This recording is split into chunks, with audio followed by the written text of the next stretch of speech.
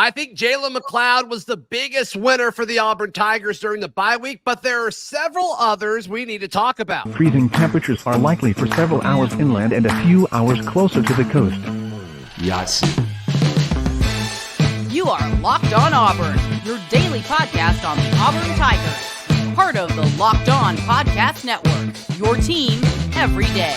Yes, welcome on into Locked On Auburn, your daily Auburn Tigers podcast. I'm your host, Zac Blackerby. Thank you so much for making Locked On Auburn your first listen every single day. Joining us today, Darrell Dapprich, the man who created the Overfront. Happy Friday to you, my friend. And there are several winners, I believe, for the Auburn Tigers over the bye week. We've talked about this before, Darrell, about how it came at a good time. And I'll start things off. We both have 5 Auburn Tigers that we think are potential winners or could be winners of this bye week. I think Jalen McLeod, I've said this all week, could benefit the most from this because we don't know what a full strength Jalen McLeod looks like in an Auburn jersey, Darrell.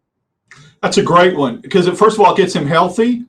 That bye week gives him a time to rest, refresh, and then also get refocused and recentered on what they're running defensively and how he's going to get used. Remember, a bye week is a great time to add anything in, whether you want to chip a tight end coming out of the wide receiver set or implement an over front coverage, anything like that you want to implement from a defensive standpoint. If you want to add something, the bye week's the week to do it. So if they want to use McLeod in different ways, different areas on the field, this is a great time to do it. I went a little different take on this. I went a little bit more bird's eye view and didn't specifically go players, but maybe went position groups or some other things. Because, we didn't specify that. So my first one is the quarterback room. And I think it's because Auburn is searching for an identity. I think they found one against Georgia. So whomever, fill in the blank, Peyton Thorne or Robbie Ashford takes a majority of the snaps coming out of the bye week, I think they benefit from Auburn finding an identity of running the football.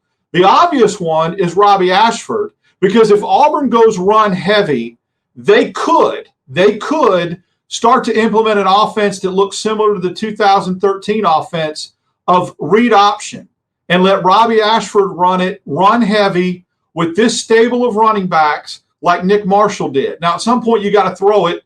They threw it against A&M. They threw it against Alabama and Georgia in 2013 to win the game. But if you go run heavy and you go read option, then Robbie's the answer. He benefits. If you go RPO, which a lot of times I think we feel like those terms are merged, and they're not. An RPO is a run-pass option where a read option is mostly run, whether it's quarterback or running back. If you go RPO, Peyton Thorne could benefit by reducing some of the routes, simplifying the routes, getting the tight end more involved, letting Peyton Thorne run the ball more and throw off of the run, whether it's slant. So if they go heavy RPO and try to run it or try to throw it a little bit, not as much, but simplify routes, then he could benefit. So I don't know how it's going to play out, but I think the quarterback room, either or, could be the biggest winner of this bye week. Yeah, I don't hate that. I don't hate that at all. I actually sent out a text, and if you're not a Locked On Auburn Insider, be sure to join our Locked On Insider texting group. All you have to do is click the link in the episode description down below. But I said, hey, we're recording this show. Who should I have on my list? Who would be on your list of potential guys to win over the bye week? And a few folks said Peyton Thorne just because of that extra time. And it's hard to argue against that because I think the jump we saw from Texas A&M to Georgia was great. Can we get that type of improvement again? And I think we can, but I don't think that improvement will all be because of Peyton and the offense. I think a lot of it will be, okay, you're playing against a Texas A&M and a Georgia defense, and now you're playing against an LSU and an Ole Miss defense, which isn't as good unless they drastically change. If I can make one point about that. Sure. One of the ways you can improve, 2 ways. You can improve by doing something better, or you can improve by eliminating what you do poorly. I think Auburn, to this point, 5 games in, has a pretty good idea of what they shouldn't do concerning the passing game, what they have with Peyton Thorne and what they don't have. what they can run and what they shouldn't run. So if you eliminate bad things and what you do poorly, by default, you could improve as well as getting better at things too. So it's kind of twofold. There's no question about it. There's no question about it. I'll drop my second one, Darrell. I think the second winner of this, and the reason that they are a winner is bad for Auburn overall, but Keldrick Falk, in an interview I'm either going to drop this afternoon or tomorrow morning, Darrell, sat down with Jason Jones, and we talked about the injury to Messiah Nasili Kite. And his first response immediately was, yes, that stinks. You know, we really like Messiah, but Keldrick Falk, the true freshman, has to step up. He's going to get more snaps now. He also shouted out Zackevius Walker, but I would imagine Keldrick Falk to be the guy to get most of those snaps that Messiah Nasili Kite is going to leave behind. So I've got Keldrick Falk as the number 2 winner during this bye week, just because he's going to have to play a lot more moving forward. Yeah, not much to add to that. Just by default, getting more playing time, you become a winner. So that's a good one. Mine is similar to that. Great minds think alike. Jeremiah Cobb. I have a feeling that if Auburn starts to establish their identity as run heavy, with Alston being out, there's only so many carries Batty and Hunter can get. And I know they'll get the lion's share, but at some point, as he starts to become an elderly freshman, right, get a more seasoned freshman, he's going to have to get more carries because we've seen flashes. If you go run heavy and your identity is in the run game, it goes to serve that you're going to get more running plays, thereby needing more bodies for those running plays. And I think Jeremiah Cobb is going to be that guy that fills the void and maybe goes from 3 or 4 carries a game to 7 or 8 carries a game. And him doing that, he becomes a winner in this scenario, albeit, again, a tough scenario because of Damari's injury, but still, 2 things. Him being out, you got to get more carries. Secondly, Auburn going more run heavy, I think, from an identity standpoint, gives him the ball more. Yeah, I've got a running back on my list. It's not Jeremiah Cobb, and so we'll discuss that next, coming up right here on Locked On Auburn. Today's show is brought to you by our friends at LinkedIn Jobs. LinkedIn Jobs is the best place to hire new folks, find new talent for your small business or your business of any size. These days, every new potential hire, it feels like a high-stakes wager for your small business. So much money and resources go into hiring new folks, finding these new folks, training these new folks. You want to make sure you nail it. You don't want to have to be replacing somebody else in a few months. LinkedIn Jobs helps you find these qualified candidates faster and for free. Post your job for free at linkedin.com/lockedoncollege. That's linkedin.com/lockedoncollege to post your job for free. Terms and conditions apply. Today's show also brought to you by our friends at Eddie's Calzones. Eddie's Calzones is in downtown Auburn, and these folks deliver the best calzones ever. They're delicious. They also have crispy wings. They've got loaded fries with these awesome sides and appetizers as well. Also, got a source that confirms this. The coldest beer in town. They've got it on drafts. Just go in and they've always got deals running on domestics. So be sure to check out our friends at Eddie's Calzones. Also, hey, they deliver until 3 a.m, folks. So if you're up late doing whatever you do and you need to get some grub sent to you, Eddie's Calzones is the place to do that. So head over to Eddie's Calzones or head over to Eddie's Calzones, auburn.com. Darrell Dapprich, our guest on this Friday edition of Locked On Auburn. You give me your 3rd winner of this Auburn bye week. Well, if you take an inventory to this point of the season, when you go into the off week and you say, what have we done well and what have we done poorly? Sure. One of the things that Auburn has done, and I'm going to ask you before I preface this, in the passing game, who do you feel is like the only guy that's really emerged as a receiving threat so far in this season? That's been a target that has made some big plays. Sure. I mean, you're either referring to Jay Fair or Valdo Fairweather. Thank you. Fairweather is who I was, and receiver was kind of a trick. But I think that Auburn should look at what's been successful in the passing game, and there's not been a lot, but the few and far between. Fairweather has been a weapon. Use him more. And I think having the bye week to implement more plays, more schemes, more formations to run him free. Look, we saw it last Saturday with Bowers. He's a weapon, and Bobo, who was much maligned here at Auburn, found a way to get him open early and often. And we can debate till the cows come home, and apparently we did, as to what Auburn could have done differently. If you're Auburn, do the same thing with Fairweather. Isolate him. Get him in space. Use him. You've got 2 weeks to figure it out. That's why I think he could become a potential winner. And we've seen his targets go up, right? I mean, we keep these numbers in mind with the fact that he was targeted so little in the first few games. He got 0 targets against UMass, and he got 3 against Cal. So keep that in mind when I tell you this. Jay Fair leads the team with 27 targets. Rivaldo is second with 19. And the fact that he got no action in the first game, like, that's actually pretty close. And then Shane Hooks with 17. There's a big drop off. Javaris Johnson is at 8 behind that. So do you think, we're going off topic here just a little bit, who leads the team in targets post Auburn bye week for the rest of the season? For the rest of the season, everybody's at 0 right now. Who leads? Who gets the most targets from this point on to the end of the year? Fairweather. It's got to, like, I think they'll adjust. I think they'll see that they need to do it. Yep. They have to. It's what's best for the team at this point. And it's nothing against these receivers. It's just, I think with the way this offense has developed, or I guess hasn't developed up to this point, you need the bigger target. You need the bigger target that you can trust. We have this notion that it always has to be a receiver to lead the team in receiving to be a successful passing game. If you don't have the talent personnel at receiver, you have to adjust. You could still have an adequate, efficient passing game with a tight end leading your team in receptions, or even a back. It's been done by other offenses with other schools. Yeah, Auburn's second leader in targets last year was Tank. And then I think John Tamashinker was like their third or the fourth. So they were all up there. Now, is that the offense you want to base things off of? Probably not, but still worth noting. No. My third winner is Hugh Freeze.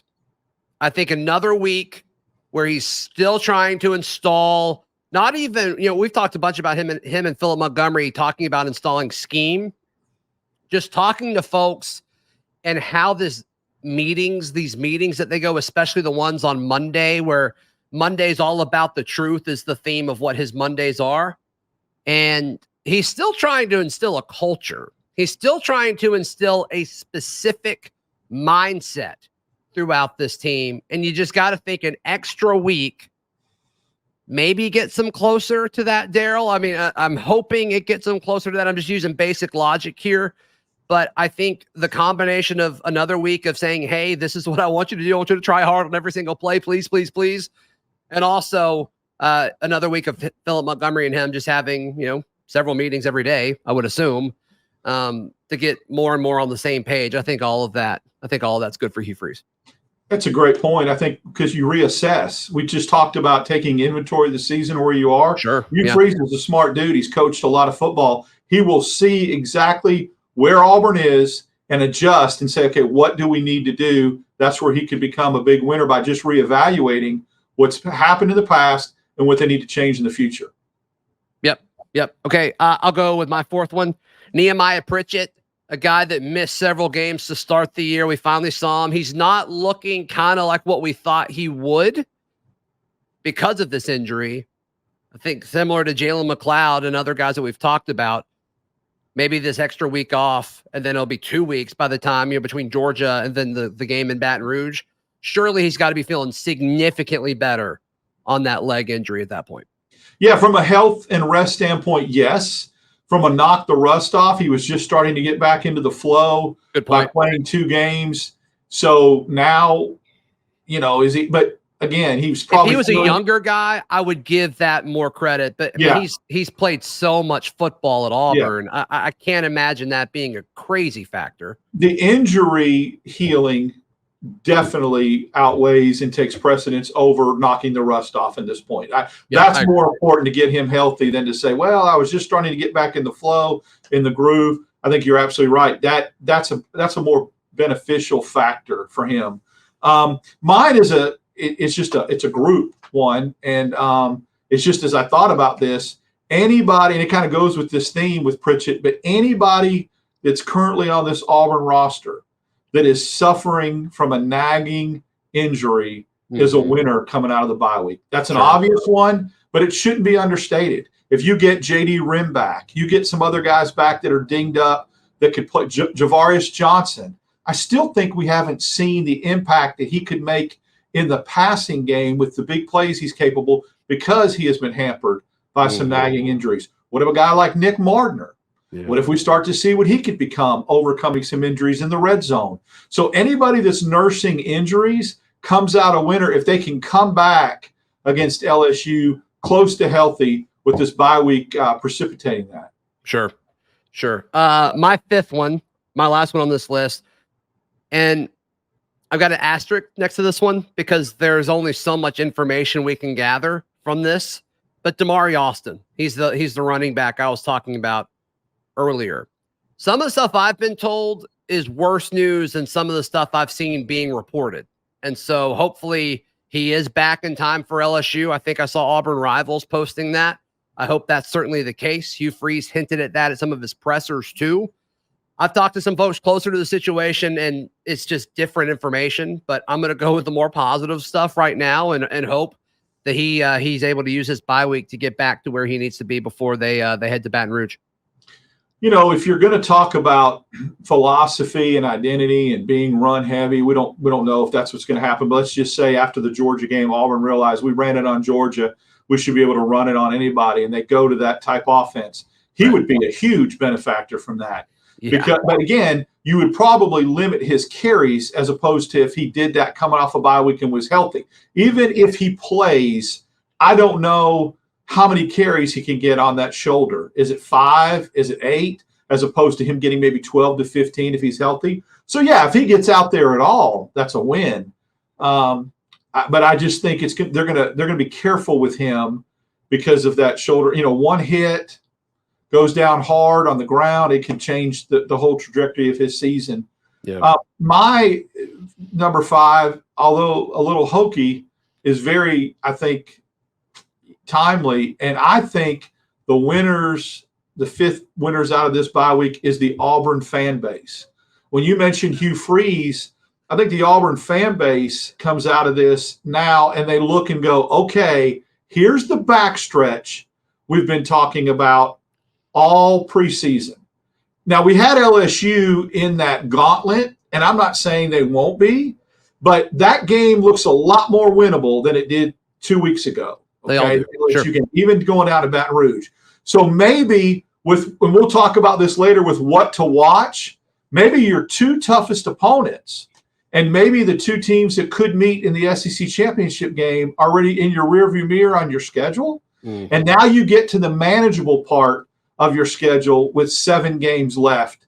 The Auburn fan base, in my opinion, becomes winners in that because you're now looking at a backstretch that is manageable, and you can point to a game last week that probably could have been a little bit of a turning point for Auburn and this football team, especially had things gone a little bit different down the stretch. You combine with the way Auburn played against Georgia, with what they have coming up, which is deemed a manageable schedule, and now the Auburn fan base stands to be the winners coming out of this bye week just because of schedule and timing at this point.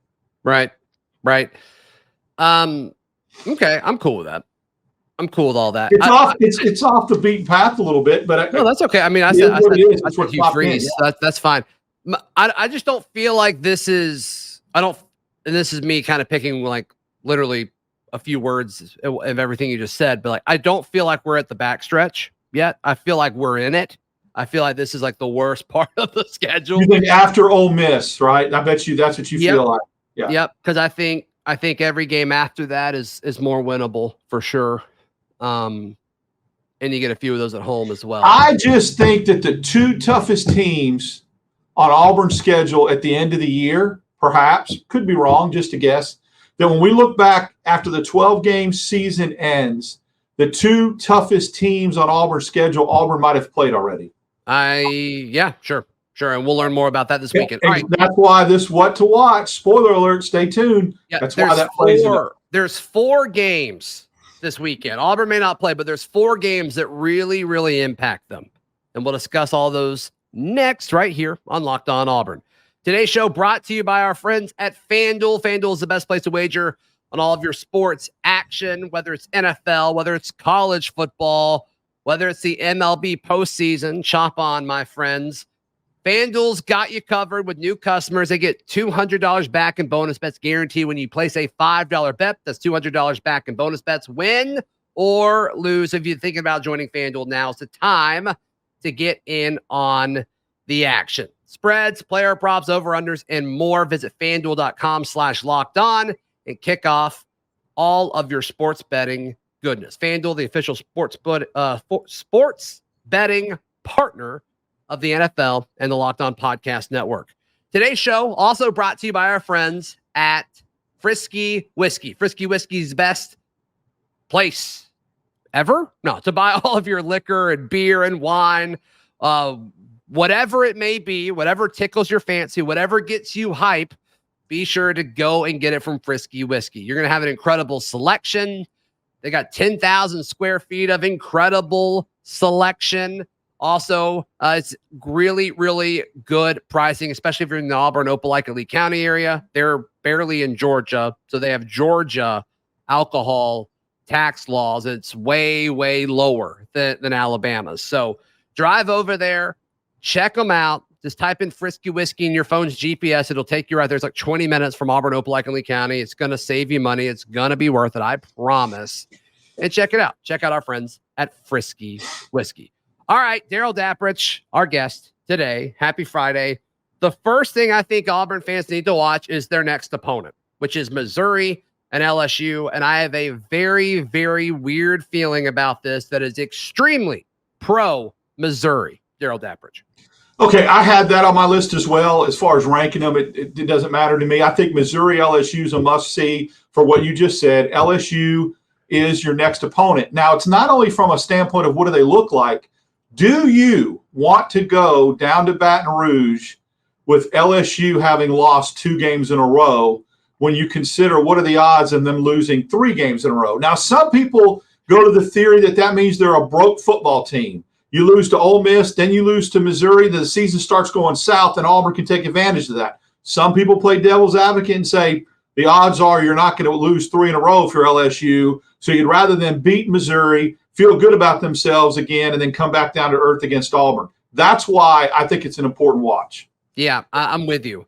I think, and we may see a version of this LSU team this weekend that does this. We don't know, but if you're a team like LSU who won the SEC West a year ago, and you bring a ton of folks back, and you're being told, you're being tabbed that, okay, it's a playoff situation or bust, and that's taken away from you, what do you do?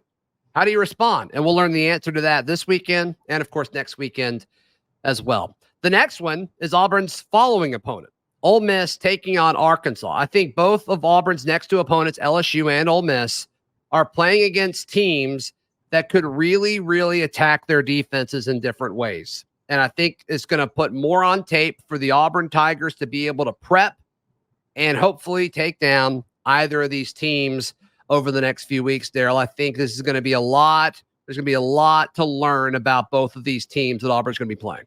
True. You want to watch it because they're coming up on your schedule. Ole Miss is always must-see TV with the Lane Kiffin, Hugh Freeze drama, all that. I will watch them just because I want to see certain things happen.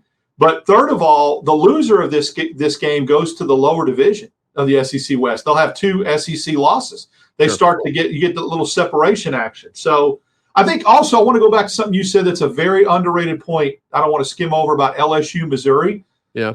I didn't even think about this angle until you mentioned it. What does LSU really have left to play for?